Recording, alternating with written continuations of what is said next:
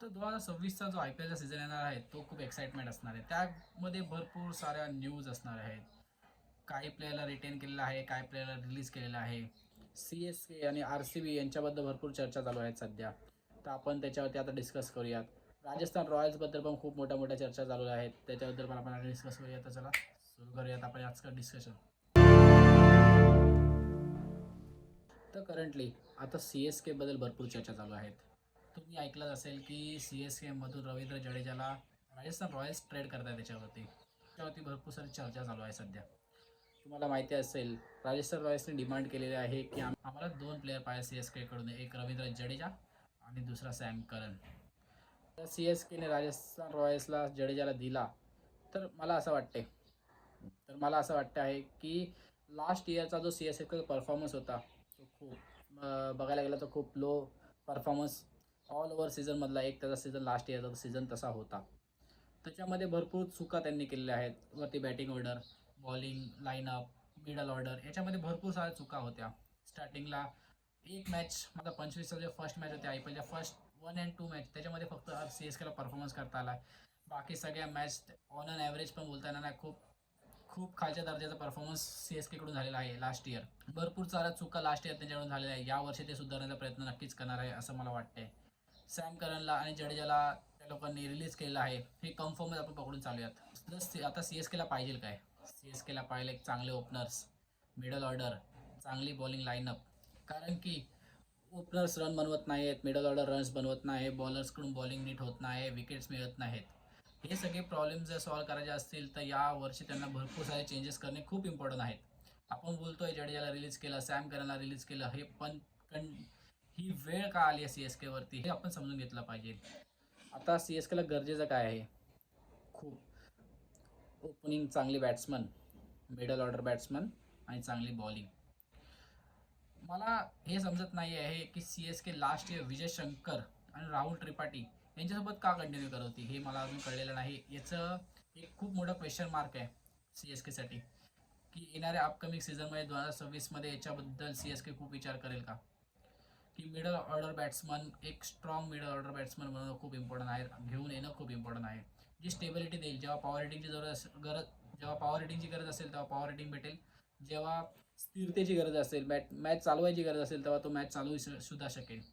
खूप इम्पॉर्टंट आहे. ओपनर्सकडे ऋतुराज गायकवाडकडे ते लोक बघू शकतात. आता जर संजू सॅमसनला जर CSK घेऊन येत आहे तर ऋतुराज गायकवाडचं काय? खूप मोठा प्रश्न आहे, तो फक्त CSK मॅनेजमेंट सोडू शकेल. तर CSKकडे अशा प्रकारे भरपूर सारे क्वेश्चन्स आहेत, जे सॉल्व CSK या इयरमध्ये करायला प्रयत्न करेल. आता होणाऱ्या ऑप्शनमध्ये CSK भरपूर भरपूर विचार करून प्लेयर्स कलेक्ट करेल. मोठा पर्स असणार आहे त्यांच्याकडे यावर्षी CSKकडे, कारण की प्लेयर रिलीज करतील तर त्याच्यामुळे त्यांच्याकडे मोठा पर्स असेल. यावेळीचा सीझन CSKकडे खूप इम्पॉर्टंट असेल. तर आता आपण बोलूयात RCB बद्दल. आरसीबीचा लास्ट इयर आरसीबीचा last year awesome awesome awesome, भरपूर चांगला गेलेला आहे RCBचा लास्ट सीझन. यावर्षी मला असं वाटत नाही की त्यांना भरपूर सारे चेंजेस करायची गरज आहे.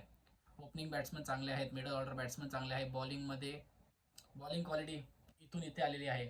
हेझलवूड आणि भुवनेश्वरची बॉलिंग भरपूर चांगली. त्यांना मला वाटत नाही त्यांना लास्ट इयरच्या स्क्वॉडमधून कोणतेच प्लेयर रिलीज करायची गरज आहे. माझ्या मते कलेक्ट करतील, भरपूर सारे नवीन प्लेयर्सला चान्स देण्याचा प्रयत्न करतील. तर तुम्ही बघू शकता opening बॅट्समनमध्ये Virat Kohli feel shot नाही, उत्तर नाही याच्यासाठी कोणाकडे. त्याच्यानंतर वन डाऊनला येतोय रजत पटीदार, captain Rajat Patidar, last year IPL trophy winning Rajat Patidar. त्याच्यानंतर देवदत्त पडिक्कल येतोय, ऑसम मिडल ऑर्डर. त्याच्यानंतर जितेश शर्मा, दी फिनिशर जितेश शर्मा येतो आहे. या प्रकारे बॅटिंग ऑसम आहे. लिव्हिंगस्टन लिव्हिंगस्टनबद्दल मी बोलू इच्छितो. लिव्हिंगस्टनचा लास्ट इयरचा परफॉर्मन्स RCB त्याच्याकडून अपेक्षित करत होती त्याप्रमाणे तो परफॉर्मन्स देऊ शकलेला नाही आहे.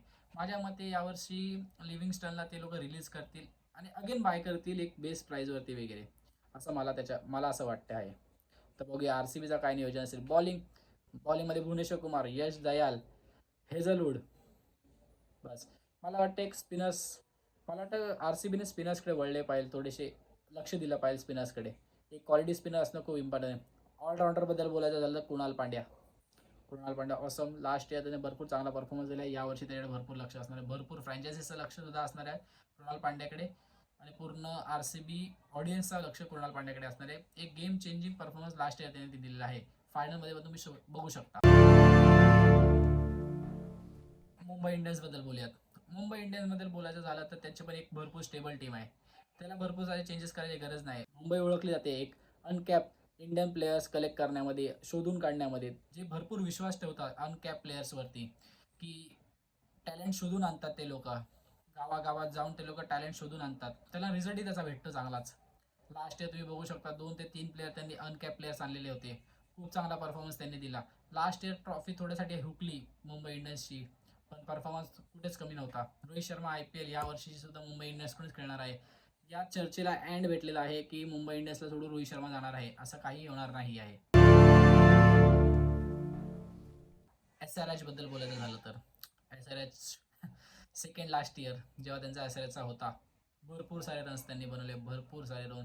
250, 270, 240, 120 वरती पण ऑल आउट झालेले आहेत. 120, 110 वरती सुद्धा ऑल आउट झालेले आहेत. पण त्यांनी त्याची काही पर्वा न करता कंटिन्युअस तोच बॅटिंग तोड परफॉर्मन्स दाखवलेला आहे दरवर्षी. लास्ट इयर त्यांनी सेम टीम खेळवली जी सेकंड लास्ट इयर त्यांनी खेळवली होती, पण त्याचा परफॉर्मन्स त्या लेवलचा त्यांना भेटला नाही. ईशान किशनबद्दल जर बोलायचं झालं तर स्टार्टिंगची एक मॅचमध्ये त्याने सेंचुरी दाखवली होती, त्याच्यानंतर सगळ्या मॅच तो फ्लॉप झालेला आहे. ऑल सीझन त्याने 350 पेक्षा जास्त रन बनवले नाही आहेत. म्हणजे तुम्ही विचार करू शकता 350 रन फक्त ऑल सीझन. भरपूर डिसअपॉइंटेड परफॉर्मन्स होता ईशान किशनकडून. मला वाटतं ते यावर्षी त्याला रिलीज करतील ईशान किशनला.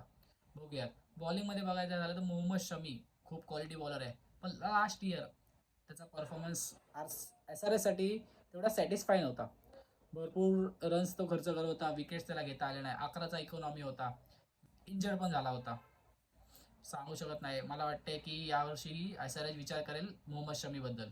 यावर्षी जो सीझन येणार आहे 2026चा IPLचा ऑप्शनचा सीझन, त्याच्याकडे भरपूर लोकांचं लक्ष लागलेलं आहे. भरपूर नवे ट्रेड्स त्याच्यामध्ये होणार आहे, नवीन प्लेयर रिलीज होणार आहेत, रिटर्न होणार आहेत. तर आपण नक्की बघूयात येणाऱ्या 2026चा ऑप्शनचा. त्याच्यानंतर आपली व्हिडिओ नक्की येईल एक कन्फर्मेशन टेबल सोबत. 2026चा जो ऑप्शन होणार आहे ते आपण नक्की बघूयात.